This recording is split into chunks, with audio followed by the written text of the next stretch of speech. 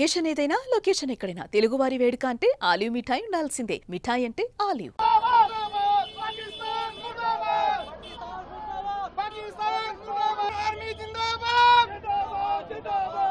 పాకిస్తాన్ ఉగ్రమూకలు మరొకసారి భారత్ పైన విరుచుకుపడే ప్రయత్నం చేశారు. అయితే పాకిస్తాన్ ఉగ్రమూకల యొక్క కుతంత్రాలను భారత్ ఎప్పటికప్పుడు తిప్పికొడుతుంది. ఏదైతే పెహల్గామ్కు సంబంధించి పెహల్గామ్ దాడుల్లో 26 మంది చనిపోయిన తర్వాత, ఏదైతే భారత పర్యాటకులు మృతి చెందిన తర్వాత భారత్ ఎప్పుడైతే ప్రతీకార చర్య తీసుకుందామని వెయిట్ చేసి సరిగ్గా నిన్న రాత్రి మొత్తం పాకిస్తాన్ పైన 9 చోట్ల దాడులు చేసి దాదాపు 100 మందికి పైగా ఉగ్రవాదులను మట్టుబెట్టింది. దీంతో నిద్రపడతలేదు పాకిస్తాన్కి. మరొకసారి భారత్ను అంటే కయ్యానికి గాలు దూడమే కాదు, కయ్యానికి కాలు దువ్వుతూనే మన పైన బుల్లెట్ల వర్షం కురిపిద్దామని భారత్ దేశం పైన ఆ యొక్క జమ్మూ కాశ్మీర్, రాజస్థాన్, పంజాబ్ తదితర ప్రాంతాలపైన బుల్లెట్ల వర్షం కురిపించేందుకు కుట్రలు చేస్తుంది పాకిస్తాన్. ఈ నేపథ్యంలోనే భారత్ వారి యొక్క కుట్రలన్నింటినీ తిప్పికొడుతుంది. ప్రస్తుతం మనం చూస్తే ఇప్పటికు ఆపరేషన్ సింధూర్ ప్రారంభించిన తర్వాత పాకిస్తాన్ మరొకసారి తమ బుల్లెట్లకు పదును పెట్టి బుల్లెట్లను భారత్ పైన ఎక్కుపెట్టింది. కానీ వాటన్నిటికీ ధీటైన సమాధానం ఇస్తుంది భారత ఆర్మీ. ప్రస్తుతం జమ్మూ కాశ్మీర్తో పాటు కుప్వారా, పంజాబ్, పుంచ్ ప్రాంతాల్లో పాకిస్తాన్కి సంబంధించిన మిసైల్స్ వర్షం కురిపిస్తుంది. అయినప్పటికీ కూడా భారత ఆర్మీ వాటన్నిటిని ధీటుగా తిప్పికొడుతుంది. మన దగ్గర ఉన్న అత్యాధునికమైన ఏదైతే ఆయుధాలు ఉన్నాయో వాటన్నిటిని ఉపయోగించి పాక్ సంబంధించిన ఆ యొక్క బుల్లెట్లను మనం తిప్పికొడుతున్నాం. మరోవైపు సుదర్శన చక్రం మన దగ్గర ఉన్న అద్భుతమైన ఆయుధం. అవి మొత్తం కూడా పాక్కు సంబంధించిన డ్రోన్లు, ఏవైతే ఆత్మాహుతి డ్రోన్స్తో పాక్ జమ్మూ కాశ్మీర్, పంజాబ్, రాజస్థాన్ ఆ యొక్క మొత్తం ఎల్ఓసి మనం ఆ ప్రాంతం మొత్తం కూడా దాడులు చేస్తున్న పరిస్థితి. అయితే వాటన్నిటిని సుదర్శన చక్రంతో తిప్పికొట్టింది. ఎక్కడికక్కడ దాదాపు 9 రకాల మిసైల్స్ని ఈరోజు భారత ప్రభుత్వం, భారత సర్కార్ కావచ్చు, భారత ఆర్మీ తమ నైపుణ్యాలతోటి, శక్తియుక్తులతోటి నేలమట్టం చేసింది. మనం అయితే ప్రస్తుతం జమ్మూ కాశ్మీర్, పంజాబ్, అదేవిధంగా రాజస్థాన్ తదితర ప్రాంతాల్లో మనం చెప్పుకున్నట్లుగా కుప్వారా, పంజాబ్, పుంజు ఈ ప్రాంతాల్లో మొత్తం కూడా బ్లాక్అవుట్ నిర్వహిస్తున్నారు. అధికారులు ఎవ్వరు కూడా ప్రజలు బయటికి రావద్దని హెచ్చరిస్తున్నారు. ఎక్కడికక్కడ సహాయక చర్యలు చేపడుతున్నారు. ఎందుకంటే సామాన్య ప్రజలను టార్గెట్ చేస్తూ పాకిస్తాన్ ఉగ్ర అంటే మొత్తం కూడా పిచ్చి కుక్కలాగా వ్యవహరిస్తుంది పాకిస్తాన్ ప్రస్తుతం. అంటే సామాన్యమైన ప్రజలను టార్గెట్ చేసేందుకు, సామాన్యమైన ప్రజలపైన దాడి చేసేందుకు కుట్ర చేస్తుంది. వారిపైన బుల్లెట్లు ఎక్కుపెడుతుంది. ప్రస్తుతం భారత సైన్యం మొత్తం కూడా ఈ యొక్క పాక్ డ్రోన్లను కూల్చివేస్తూ వారికి ధీటైన జవాబు అయితే చెప్తుంది. మరోవైపు జమ్మూ కాశ్మీర్ ప్రాంతంలో ఉన్న ఎయిర్పోర్ట్ పైన, జమ్మూ కాశ్మీర్లో ఉన్న ఎయిర్పోర్ట్ పైన కూడా పాక్కు సంబంధించిన రాడర్లు దాడికి తెగబడ్డాయి. వాటిని కూడా మన భారత ఆర్మీ తిప్పికొట్టింది. ప్రస్తుతం ప్రజలంతా ఇండ్లలోనే సురక్షితంగా ఉండాలని చెప్పి ప్రభుత్వం కావచ్చు, స్థానికంగా ఉన్న ఏదైతే పంజాబ్ కావచ్చు, జమ్మూ కాశ్మీర్ కావచ్చు, రాజస్థాన్ కావచ్చు, సరిహద్దు ప్రాంతాల్లో ఉన్న అధికారులంతా ప్రజలను అప్రమత్తం చేసిరు. మొత్తం కూడా బ్లాక్అవుట్తో, అంటే అక్కడ మొత్తం జమ్మూ కాశ్మీర్ కావచ్చు, ఈ ప్రాంతాలన్నింటిలో అక్కడ కరెంటు నిలిపివేసిరు. ఎందుకంటే మనం నిన్న మొన్న చూసుకున్నాం, ఇక్కడ ఏదైతే డిఫెన్స్ సంబంధించి మనకి ఇక్కడ మాక్ డ్రిల్స్ నిర్వహించారో అప్పుడు చెప్పారు ప్రజలందరికీ కూడా, ఎక్కడైతే లైట్స్ ఉంటాయో అక్కడ దాడులు చేసే అవకాశం ఉంటుంది. శత్రువులకు మన యొక్క టార్గెట్, అంటే మనం ఆ టార్గెట్ను చూపించకుండా లైట్స్ ఆఫ్ చేయాలని చెప్పడం. ఇప్పుడు ప్రస్తుతం ఆ సిచ్యువేషన్ మనం జమ్మూ కాశ్మీర్లో, అదేవిధంగా పంజాబ్లో, రాజస్థాన్లో సరిహద్దు ప్రాంతాలు, ఎల్ఓసి ప్రాంతం మొత్తం కూడా చూస్తున్నాం. మొత్తం కూడా కరెంట్ ఆఫ్ చేసిరు. ఇక్కడ మన భారత్కి సంబంధించిన మిసైల్స్ కూడా పాకిస్తాన్ పైన దాడులు చేపస్తున్న పరిస్థితి ప్రస్తుతం చూస్తున్నాం. పఠాన్కోట్ ఎయిర్ బేస్ వద్ద కూడా భారీగా బాంబు శబ్దాలు వినిపించినట్లుగా స్థానికులు చెప్తున్నారు. వాటిని కూడా తిప్పికొట్టేందుకు సర్కార్, అదేవిధంగా భారత ఆర్మీ, నేవీ, డిఫెన్స్ మొత్తం కూడా కలిసికట్టుగా యొక్క డ్రైవ్లో పాల్గొంటున్నారు. ఈ ఆపరేషన్ సక్సెస్ చేసేందుకు విస్తృతంగా పనిచేస్తున్నారు. మరోవైపు సూసైడ్ డ్రోన్లను భారత్ పైన ఎక్కుపెడుతుంది పాకిస్తాన్.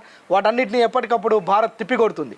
అయితే ప్రస్తుతం మన భారత సరిహద్దు ప్రాంతాల్లో మొత్తం కూడా చాలా ఉద్రిక్తమైన పరిస్థితి నెలకొంది. ఎందుకంటే ఆపరేషన్ సింధూర్ పూర్తవగానే ఆపరేషన్ సింధూర్ 2ను కూడా ప్రారంభిస్తారనే ఒక వార్తలు చక్కర్లు కొట్టాయి. ఈ నేపథ్యంలోనే పాక్ మరొకసారి, అంటే పాక్ వైఖరి ఎట్లా ఉందంటే ప్రస్తుతం నిద్ర పట్టని పరిస్థితి. ఇప్పుడు నిద్ర పట్టని పరిస్థితి. అంటే భారత్ చేసిన ఈ చర్యకు ప్రతిచర్య తీసుకోవాలని చెప్పి పాక్ వెంపర్లాడుతుంది. ఆ వెంపర్లాడటంతో ఎవరు నష్టపోతున్నారంటే కేవలం పాక్ మాత్రమే నష్టపోతుంది. ఎందుకంటే మన దగ్గర ఉన్న అత్యాధునికమైన ఆయుధాలు సుదర్శన చక్రం కావచ్చు, మన దగ్గర ఉన్న మిసైల్స్ కావచ్చు, మన దగ్గర ఉన్న అణ్వాయుధ సంపత్తి కావచ్చు, ఇవన్నీ పాక్ ఎదుర్కోలేదు. కేవలం తమ ఈగో హట్ కాకుండా కేవలం మనం ఏదో చర్యకు ప్రతిచర్య చేశామని చూపించుకునేందుకే పాక్ యొక్క ముష్కర దాడికి పాల్పడుతుంది. సామాన్యమైన ప్రజలపైన, సామాన్యమైన ప్రజలను బెంబేలెత్తించే విధంగా వ్యవహరిస్తుంది. అయితే ప్రతి క్షణం భారత సైన్యం కావచ్చు, భారత ఆర్మీ కావచ్చు, భారత నేవీ కావచ్చు, భారత డిఫెన్స్ కావచ్చు, ఎప్పటికప్పుడు క్షణం చూస్తూనే ఉంది. పాక్ వైఖరిని ఎప్పటికప్పుడు తిప్పికొడుతుంది. పాక్కు సంబంధించిన ఏదైతే డ్రోన్స్ కావచ్చు, వారికి సంబంధించిన మిసైల్స్ను కూడా దాదాపు 400 కిలోమీటర్ల పైననే వాటన్నిటిని బ్లాస్ట్ చేస్తుంది. మనకున్న మేధా సంపత్తి కావచ్చు, మనకున్న ఆయుధ సంపత్తి కావచ్చు. మన దగ్గర మన ఆర్మీని తక్కువ అంచనా వేసింది కావచ్చు పాకిస్తాన్ పదే అంటే పహల్గామ్లో జరిగిన దాడి తర్వాత భారత్ ఆచితూచి కేవలం 9 ఏదైతే ఉగ్రవాద శిక్షణా శిబిరాలు ఉంటాయో అక్కడ మాత్రమే దాడికి తెగబడింది. దాడి చేసింది, ప్రతీకార చర్య అని చెప్పింది, పాకిస్తాన్కి ముందే హెచ్చరించిన తర్వాతే ఈ యొక్క దాడి చేసింది. కానీ పాకిస్తాన్ మాత్రం నిద్ర పట్టని పరిస్థితిలో ఆ యొక్క ఎలాంటి నిర్ణయాలు తీసుకుంటుందో తెలియకుండా అక్కడున్న ప్రజలు బిక్కుబిక్కుమంటున్న పరిస్థితి. ఇక్కడున్న సామాన్యమైన ప్రజలపైన తమ బుల్లెట్ల వర్షాన్ని కురిపిస్తూ వారేదో ఈగోని సాటిస్ఫై చేసుకునే పరిస్థితిలో పాకుంది. అయితే వాటన్నిటిని కూడా ప్రస్తుతం భారత ఆర్మీ మొత్తం కూడా తిప్పికొడుతుంది. ఇంకొక చూడొచ్చు మనం దాదాపు 1 గంట నుంచి అక్కడ మొత్తం సైనిక చర్య ఏదైతే సైనికుల మధ్య యుద్ధ వాతావరణం అయితే నెలకొంది. వాటన్నిటిని కూడా ఎప్పటికప్పుడు భారత ప్రభుత్వం పర్యవేక్షిస్తుంది. అయితే ప్రస్తుతం పాక్కు చెందిన F-16 యుద్ధ విమానంతో పాటు అదేవిధంగా JF-17S యుద్ధ విమానాన్ని మొత్తం ఈ 3 విమానాలని కూడా భారత ఆర్మీ తిప్పికొట్టింది. వాటిని బ్లాస్ట్ చేసింది. గాల్లో వస్తున్న ఆ యొక్క 3 యుద్ధ విమానాలను కూడా గాల్లోనే మట్టుపెట్టింది భారత ఆర్మీ. ప్రస్తుతం అమృత్సర్ కావచ్చు, రాజస్థాన్ కావచ్చు, అక్కడ మొత్తం కూడా బ్లాక్అవుట్ పరిస్థితి ఉంది. బ్లాక్అవుట్ నిర్వహిస్తున్న పరిస్థితి. మొత్తం కూడా కరెంట్ ఆఫ్ చేసిరు. ప్రజలను ఎవరిని అత్యవసరం పరిస్థితులు ఉన్నా కానీ బయటికి రావద్దని తీవ్రమైన హెచ్చరికలు అయితే జారీ చేసిరు. మనం చూసాం నిన్న ఏదైతే డిఫెన్స్ మాక్ డ్రిల్ ఉందో అక్కడ సైరన్ మోగుతుంది అని మనం విన్నాం. అయితే యుద్ధ సైరన్లు ప్రస్తుతం పంజాబ్, రాజస్థాన్, జమ్మూ కాశ్మీర్, LOC ప్రాంతాల్లో మొత్తం కూడా ఆ యొక్క ఇది మొత్తం కూడా యుద్ధ సైరన్లు మోగుతున్న పరిస్థితి. ప్రజలంతా అలర్ట్ అవుతున్నారు. ఎవరు కూడా ఊహించలే ఈ పరిస్థితిని. వారంతా కూడా సామాన్యంగా తమ పనుల కోసం బయటకు వచ్చిన వారంతా మనం విజువల్స్లో చూడొచ్చు. పూర్తిగా ఒక్కసారిగా వారంతా బండ్లు తిప్పుకొని ఇంటికి వెళ్తున్న పరిస్థితి. జమ్మూ కాశ్మీర్ కావచ్చు, పంజాబ్ కావచ్చు, రాజస్థాన్ కావచ్చు, ఈ సరిహద్దు ప్రాంతాలన్నీ కూడా, తీర ప్రాంతాలన్నిటి కూడా పాక్ టార్గెట్ చేసిందని అయితే మనకు స్పష్టంగా తెలుస్తుంది. భారత్ ఆర్మీ కావచ్చు, నేవీ కావచ్చు, త్రివిధ దళాలు ఏవైతే ఉన్నాయో పాక్ చేస్తున్న ముష్కర చర్యను ఎప్పటికప్పుడు తిప్పికొడుతున్నారు. భారత ప్రజలు కూడా చాలా సంసిద్ధంగా ఉన్నారు. నిన్న మొన్న మనం చూసినాం. మొత్తం కూడా ఈ యొక్క ఆపరేషన్ సింధూర్ ప్రారంభమైన నుంచి ప్రజలందరూ స్వచ్ఛందంగా మాట్లాడుతున్న పరిస్థితి యుద్ధం గురించి. ఈ దెబ్బతోటి పాక్ మొత్తం ప్రపంచ పటంలో పాక్ లేకుండా చేయాలని చెప్పి ప్రజలు కోరుతున్న పరిస్థితి. సరిగ్గా ఇదే పరిస్థితి ఈరోజు భారత్లో కొనసాగుతుందని చెప్పొచ్చు. మరికొన్ని గంటల్లో పాక్ పరిస్థితి ఎలా ఉంటుందో మనం ఎప్పటికప్పుడు అప్డేట్ చేసే ప్రయత్నం చేస్తుంటాం. అయితే పాక్కు సంబంధించిన 10 డ్రోన్లను ఇక్కడ కూల్చినట్టుగా తెలుస్తుంది. మరోవైపు S-14 సిస్టమ్ తోటి చెప్పిన ఆల్రెడీ సుదర్శన చక్రం ఏదైతే మన దగ్గర ఉందో S-400 అంటారు. దాంతోనే ఏవైతే పాక్కు సంబంధించిన మిసైల్స్ కావచ్చు వీటన్నిటిని కూడా మట్టు పెడుతున్న పరిస్థితి మనం ప్రస్తుతం.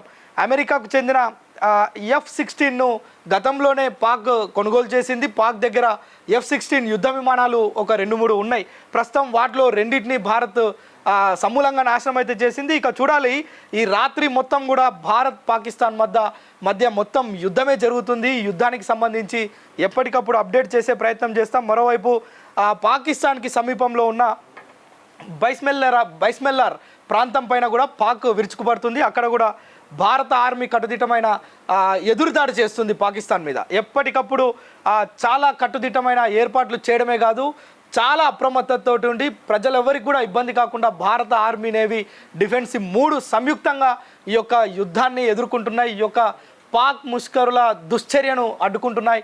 వారి యొక్క దుర్మార్గమైన చర్యను తిప్పికొడుతున్న పరిస్థితి. దీన్ని వశపట్టని పాకిస్తాన్ ఏ విధంగానైనా భారత్ని అల్లకల్లోలం చేయాలనే ఒక దుర్బుద్ధితోటి ఇవన్నీ చేస్తుందే తప్ప భారత్కు ఎలాంటి నష్టం జరగదనేది మాత్రం సుస్పష్టంగా అర్థమవుతుంది.